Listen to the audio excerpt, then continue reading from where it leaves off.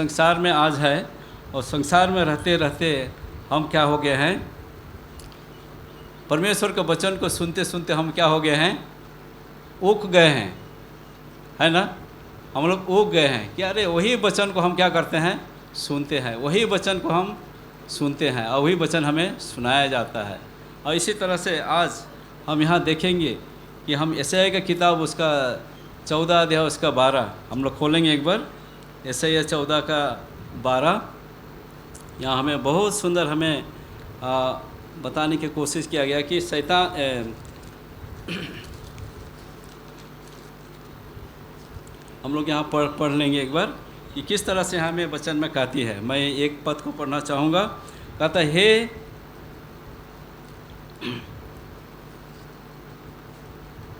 14 का 12 कहता है, हे भोर के चमकने वाले तारे, तू कैसा आकाश से गिर पड़ा है। तू तो जाति जाति को हरा देता था और तू कैसा कट कर भूमि पर गिराया गया है। और तू मन में तो कहता था, मैं स्वर्ग पर चढ़ूँगा और मैं अपने सिंहासन को ईश्वर के तारागण के से अधिक ऊंचा करूँगा और उत्तर दिशा की छोर पर सभा के पर्वत पर विराजूँगा।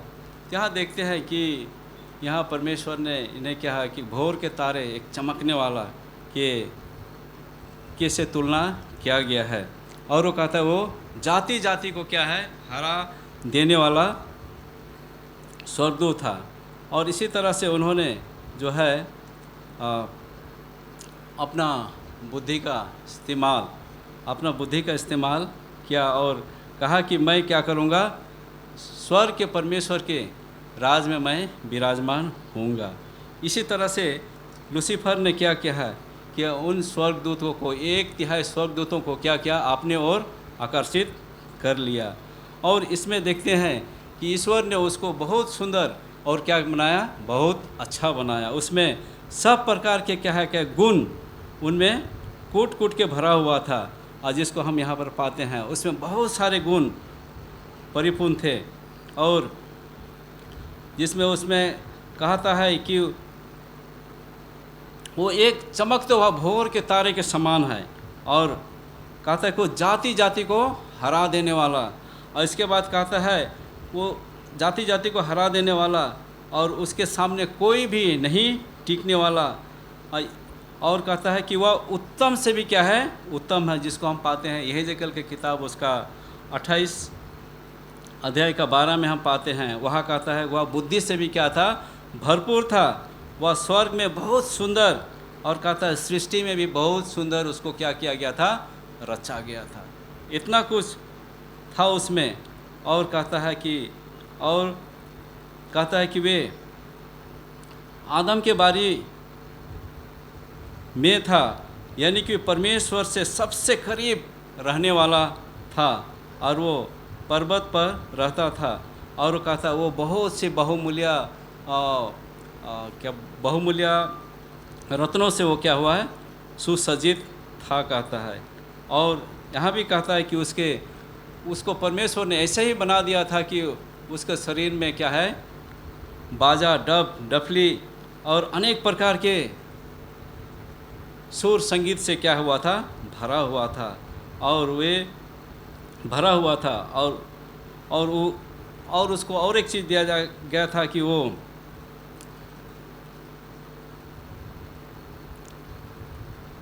परमेश्वर के साथ रहने वाला, परमेश्वर के करीब रहने वाला वो था। और उसके शरीर में कहता है कि उस आग सरीख चमकने वाला मणि के बीच में चलता फिरता था, क्योंकि वे परमेश्वर के बहुत करीब था। और कहता उसमें कोई भी कुटिलता, कोई भी दोष नहीं था, क्योंकि वह पवित्र स्वर्गदूत था। तो हम यहाँ देखते हैं कि उस पवित्र दूत में जो लूसीफर है, उसमें किसी भी प्रकार की क्या नहीं थी, कुटिलता नहीं थी। सब क्या है, अच्छाई भरा हुआ था। लेकिन यहाँ सोचने वाली बात है कि फिर भी वो क्यों परमेश्वर से वो बगवत किया और स्वर्गदूतों के साथ वो लड़ाई किया। यहाँ सोचने वाली बात है कि जो है वे अपने आप में एक अहंकार उनके जीवन में आया। और इसी तरह से जो है अपने आप में वो ठान लिया कि हम भी क्या कर सकते हैं, परमेश्वर के तुल्य हो सकते हैं। प्यारे, आज हम भी हैं जो हम सोचते हैं, जब हम बाइबल के सोच, बाइबल के विचार, बाइबल से हम अलग होकर के जब हम अपने दिमाग, अपने सोच, अपने विचार हम अपने जीवन में लेते हैं, तब हमारे जीवन में भी इसी तरह की परिस्थिति हमारे जीवन में आती है। और इसी तरह से हम देखते हैं कि जब हम वाद विवाद में बढ़ जाते हैं तो हम अपने आप को सबसे ऊंचा स्थान में हम रखना चाहते हैं। जिस तरह से लूसीफर ने अपने आप को सबसे ऊंचा स्थान में रखना चाहा। आज हम सब जानते हैं कि जब हम इन सारे चीज़ों को हम देखते हैं तो हमें हमेशा ये महसूस होता है कि हम क्या करें, हम अलग और हम बिना विधि, बिना नियम, बिना व्यवस्था के साथ हम चले। आज हम चलना चाहते हैं कि हमारे जीवन में किसी प्रकार का कोई क्या ना हो, विधि और व्यवस्था ना हो। हम क्या करें, आज़ादी जीवन जिए चाहते हैं ना। हमें किसी प्रकार का कोई प्रकार का क्या ना हो, रुकावट हमारे बाधा में ना आए, हमारे जीवन में ना आए। हम यही चाहते हैं और शैतान भी यही चाहता है कि क्या करें, जितने भी संसार में लोग हैं वो बिना व्यवस्था के क्या करें, चले। आज है ऐसा कोई हम बिना व्यवस्था के हम चल सकते हैं? है हम लोग? आज देखिए, हम संसार में भी चलना चाहेंगे तो सरकार का क्या है, नियम कानून को क्या करना है, मानना है, और नियम कानून के अनुसार से हमको चलना है, तभी हम संसार में चल सकते हैं। लेकिन यहाँ हम देखते हैं, कथान में हम देखते हैं कि जब हम परमेश्वर की उपासना करते हैं तो हम उनकी व्यवस्था का हम पालन करते हैं, और जब हम पालन करते हैं हम सही रास्ता में चलते हैं। लेकिन शैतान हमें जो है उन सब चीज़ों से क्या करता है, अलग करता है, और हम सबको क्या करता है, भरोसा दिलाता है कि आपको हम भरोसा दिलाते हैं कि आप कैसे चलेंगे, स्वतंत्रतापूर्वक आप चलेंगे। स्वतंत्रतापूर्वक आपके जीवन में किसी भी प्रकार की कोई क्या है, व्यवस्था नहीं होगी।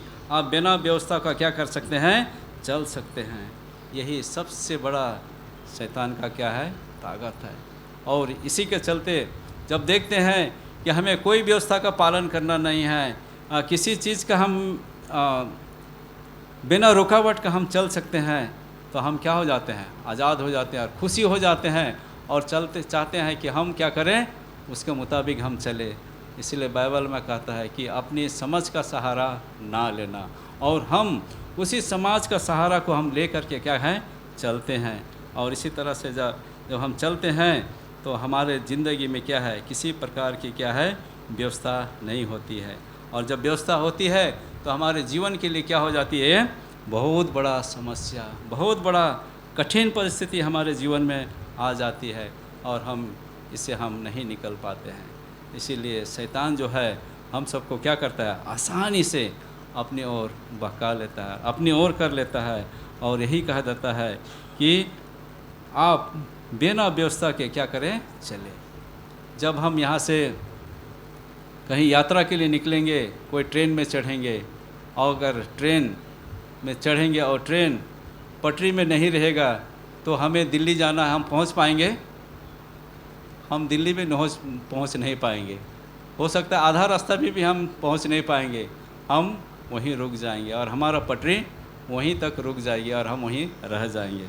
इसीलिए हमें कहता है कि हमें जो है, अगर हमें स्वतंत्रता चाहिए तो हम व्यवस्था का पालन नहीं करेंगे। अगर हमें स्वतंत्रता चाहिए प्रभु यीशु मसीह में, तो हम उनके व्यवस्था को क्या करेंगे, पालन करेंगे, और उनके व्यवस्था के अनुसार से हम चलेंगे। नहीं तो हम जो है शैतान के सिद्धांत के अनुसार से जब चलेंगे हम, शैतान बहुत ही खुश हो जाएगा और शैतान के लिए ये सामर्थन बहुत बड़ा हो जाएगा और हमारा हौसला जो है वहीं के वहीं रुक जाएगी। और इसी तरह से आज हमारे चर्च में भी हमारे कलीसिया में भी बहुत सारे ऐसे ऐसे लोग हैं जो कि व्यवस्था का पालन नहीं करना चाहते हैं, व्यवस्था से दूर भागना चाहते हैं। लेकिन बाइबल हमें बताते हैं कि व्यवस्था ही एकमात्र माध्यम है जो हमारे जीवन को, हमारे संगति को क्या है संभाल कर रखेगी और हमें अच्छा रास्ता में चलने के लिए हमें अगुवाई हमें कर सकते हैं। जिस तरह से हम पाएंगे यूहन्ना का किताब उसका 8:44, एक बार कोई पढ़ दीजिए। यूहन्ना 8:44, किसी को मिल गया है पढ़ दीजिएगा। यूहन्ना 8:44,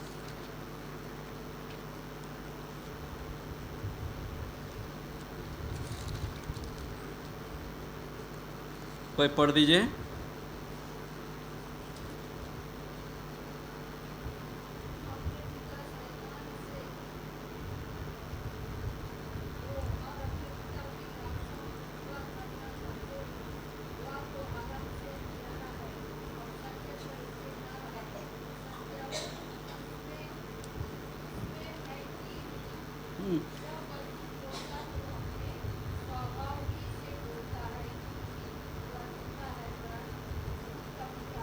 हाँ, हम यहाँ देखते हैं कि तुम अपने पिता किसके हो? शैतान से हो और अपने पिता की लालसाओं को पूरा करने चाहते हो। वह तो आरंभ से ही क्या है? हत्यारा है और सत्या पर स्थिर ना रहा, क्योंकि सत्या उसमें है ही नहीं। जब वह झूठ बोलता तो अपने स्वभाव से ही क्या बोलता है? झूठ बोलता है, क्योंकि वह झूठा का और झूठ का पिता है। तो हमें देखते हैं कि शैतान के पास किसी भी प्रकार का क्या नहीं है? व्यवस्था नहीं है, और है तो वो सिर्फ झूठ का पिता है। अगर हम झूठ के सहारे हम जीना चाहते हैं, झूठ का सहारा हम लेने चाहते हैं, तो हमारा स्वर्गीय पिता नहीं परंतु कौन होगा? शैतान पिता होगा। अगर हम चाहते हैं कि हम परमेश्वर को अपने सच्चे दिल से हम माने और उस पर भरोसा करें, तो आइए हम पढ़ेंगे यशायाह की किताब उसका 26 उसका 3 और 4 को। यशायाह 26 का 3 और 4।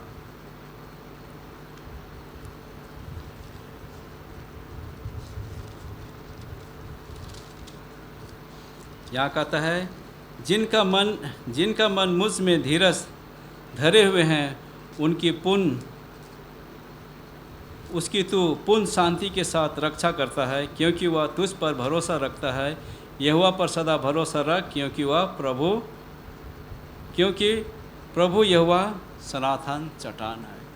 आइए हम परमेश्वर पर क्या करें? भरोसा करें। और जब हम परमेश्वर पर भरोसा करके रखते हैं, परमेश्वर हमें शांति देते हैं और हमें अपना रक्षा हमें प्रदान करते हैं। क्या ही महान परमेश्वर है जो हमारी सुधि लेते हैं और हमें हर प्रकार के विपत्तियों से हमें सुरक्षित रखते हैं। इसी तरह से हम देखते हैं कि भजन संगीता उसका 51 उसमें का 51 का 7 से 10 हम पढ़ेंगे। यहाँ दाऊद हमें अपने पाप की क्षमा के प्रति वे क्या करते हैं? प्रार्थना करते हैं। पाप की क्षमा के लिए वो प्रार्थना करते हैं।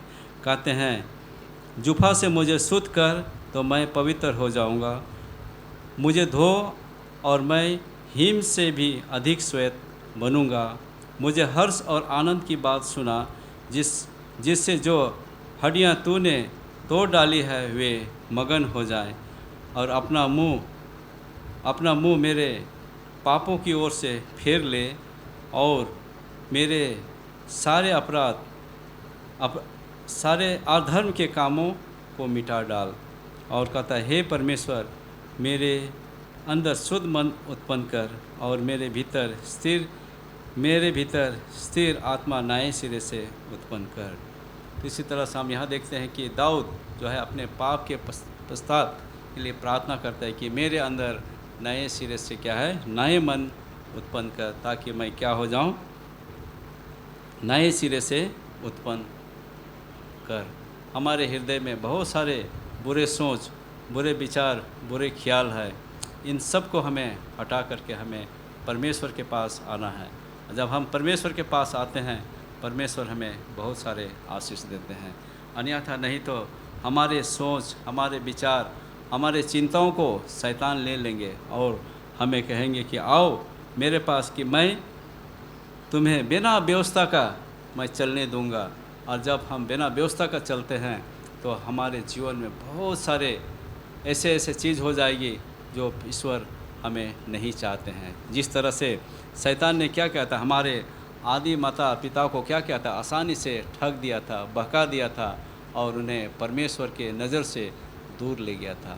तो आइए आज हम भी परमेश्वर के साथ चलेंगे तो परमेश्वर के हुक्म, परमेश्वर के नियम को हम मान के चलेंगे, क्योंकि परमेश्वर में क्या है, खुशी है, आनंद है। और जब हम उसमें हम धीरज धरेंगे तो हम उद्धार पाएंगे, क्योंकि परमेश्वर का वचन सत्य है। और इसी तरह से जब हम अपने अपने पापों को हम माने हैं और मान लिए हैं तो हम आज जो है इस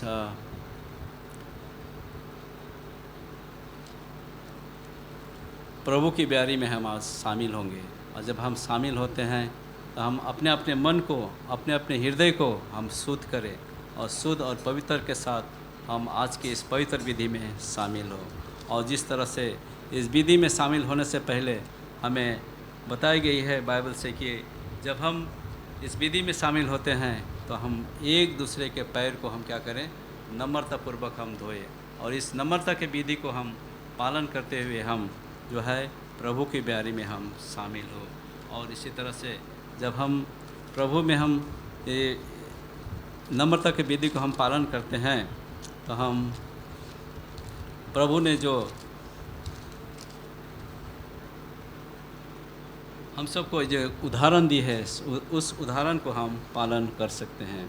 और इसी तरह से जब वे इस विधि को हम पालन करते हैं तो हम शुद्ध और पवित्र के साथ हम इस विधि को हम पालन करें, ताकि हम पाक और पवित्र विधि में हम शामिल हो सकें।